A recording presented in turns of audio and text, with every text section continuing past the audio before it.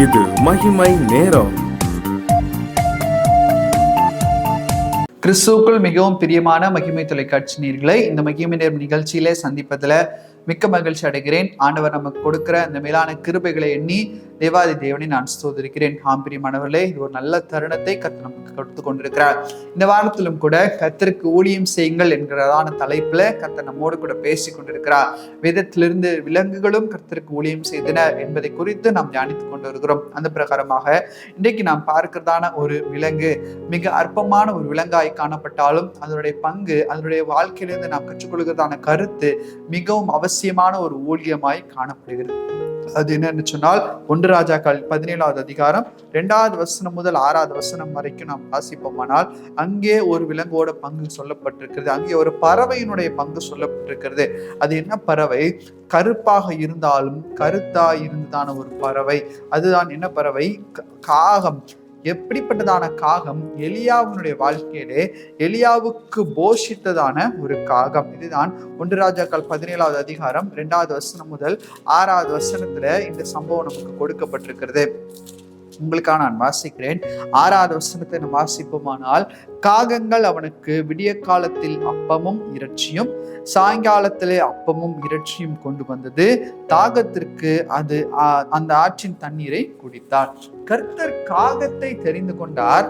காகத்திற்கு இதை கட்டளையிட்டார். ஆண்டவர் வேறு எத்தனையோ பறவைகளை தெரிந்து கொண்டிருக்கலாம். ஒருவேளை ஒரு புறாவை தெரிந்து கொண்டிருக்கலாம். இல்லை வேறு எத்தனையோ பறவைகளை கர்த்தர் தெரிந்து கொண்டிருக்கலாம். இல்லை என்று சொன்னால் இஸ்ரவேல் ஜனங்களுக்கு வானத்திலிருந்து ஒரு மன்னாவை கர்த்தர் கொடுத்தது போல இந்த எலியாவினுடைய வாழ்க்கையிலும் கர்த்தர் ஒரு மன்னாவை வானத்திலிருந்தே கொடுத்திருக்கலாம்.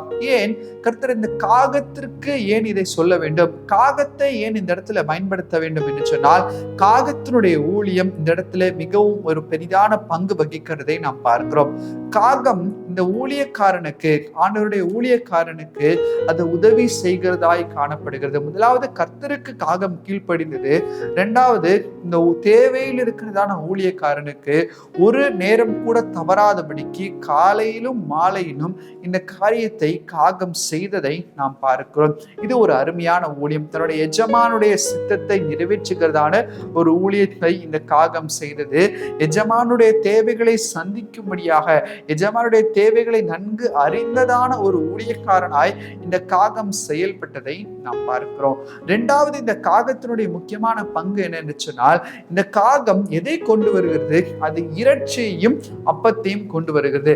காகம் என்று சொன்னாலே அது பொதுவாக மாமிசம் உண்கிறதான ஒரு பறவை. அதிலும் அது கொண்டு வருகிறதான இறைச்சி எப்படிப்பட்டதான இறைச்சியா இருந்திருக்கும்? அது பச்சையான இறைச்சியா இருந்திருக்காது.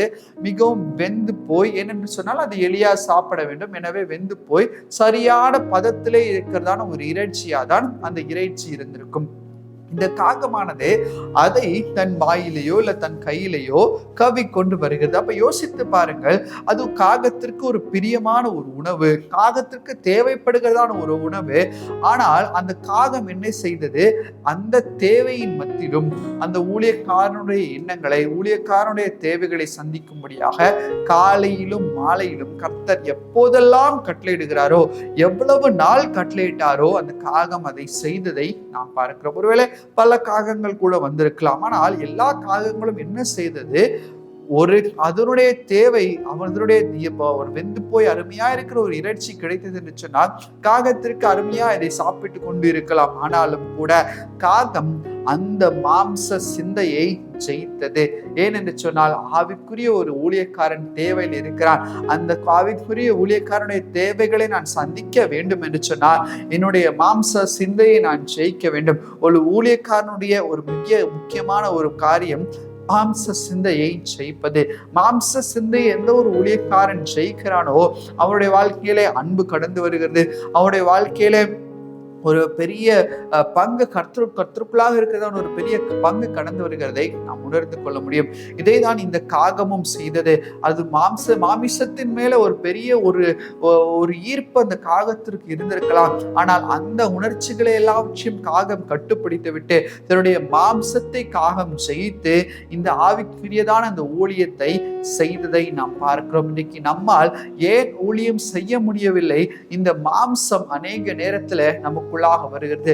மாம்ச சிந்தமோ அது மரணத்தை விளைவிக்கும், ஆவியின் சிந்தையோ அது ஜீவனை தருகிறதாய் காணப்படுகிறது. இன்னைக்கு இந்த மாம்ச சிந்தை அநேக நேரத்தில் நமக்கு முன்பதாக வந்து நிற்பதனால ஊழியத்தை சரியாக நிறைவேற்ற முடியாமல் நாம் காணப்படுகிறோம். அதனால் யாருக்கும் எந்த விதமான பிரயோஜனம் இல்லாமல் போகிறது.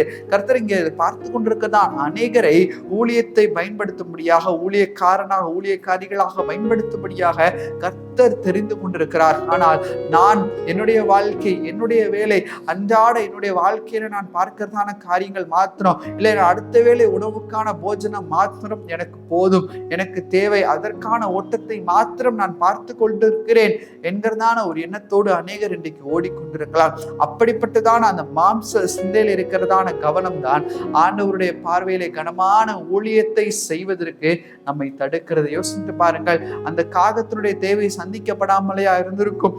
எலியாவுடைய தாகத்தை தீர்த்ததான அந்த காகத்தை கர்த்தர் அதனுடைய தேவைகளை நிச்சயமாக சந்தித்திருப்பார். அதே போலதான் இன்னைக்கு தேவையில் இருக்கிற ஜனங்கள், எத்தனையோ ஜனங்கள் இருக்கிறார்கள், ஆண்டவருடைய அன்பை பற்றி உணராத ஜனங்கள், அன்பிற்காக ஏங்கி கொண்டிருக்கிறதான ஜனங்கள்.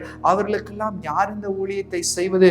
அவர்களுக்காக யார் போவது? இன்னைக்கு நம்முடைய மாம்சத்தை மாத்திரம் நான் செய்து நாம் அதை மாத்திரம் அதிக கவனம் செலுத்தி பார்த்து கொண்டிருப்போமானால் கர்த்தருடைய ஊழியத்தை, கர்த்தருடைய எண்ணத்தை, கர்த்தருடைய பாரத்தை உணர்ந்து கொள்கிறவர்கள் எத்தனை பேர் இந்த உலகத்தில் இருக்கிறார்கள்? இன்னைக்கு நாம் ரட்சிக்கப்படும்படியாக இந்த உலகத்திலே வந்துதான மிஷினரிகள், இந்த உலகத்திலே வந்துதான அநேக பெரிய பெரிய ஊழியக்காரர்கள், மிஷினரி ஸ்தாபனங்கள் நினைத்திருக்குமானால் இன்றைக்கு நம்முடைய வாழ்க்கை கர்த்தருக்கு முன்பதாக இல்லை.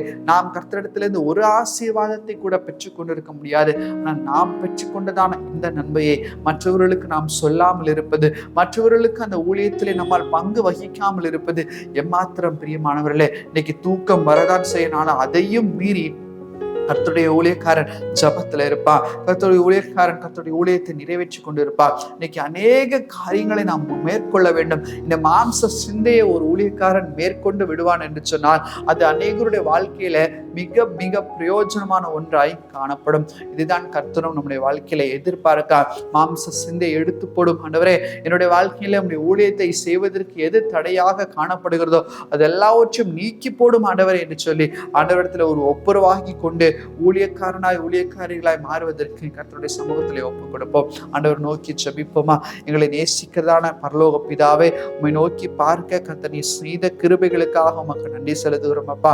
ஆண்டவரே, இந்த நாளிலும் கூட மாம்ச சிந்தையை குறித்து எங்களோடு நீர் பேசினீர். இந்த காகமானது மாம்ச சிந்தையை ஜெயித்ததனால் ஒரு அருமையான ஊழியத்தை நிறைவேற்றினதை நாங்கள் பார்க்கிறோம் அப்பா. அதே போல நாங்களும் கூட இந்த மாம்ச சிந்தையை ஜெயித்து கர்த்தாவே எங்களுடைய ஊழியத்தை எங்களுக்கென்று நீர் வைத்திருக்கிறதான ஊழியத்தை மிகவும் அருமையாய் நிறைவேற்ற ஆண்டவரை தடையின்றி நிறைவேற்ற உம்முடைய ஊழிய பாதையிலே ஆண்டவரை உம்முடைய பார்வையில கனம் பெற்ற ஊழியர்களாய் நிற்க கர்த்தர் நீர் கிருபை செய்யும்படியாய் ஜெபிக்கிறோம்.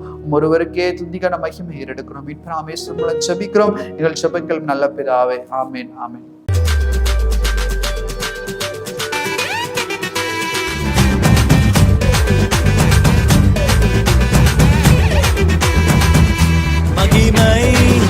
மகிமை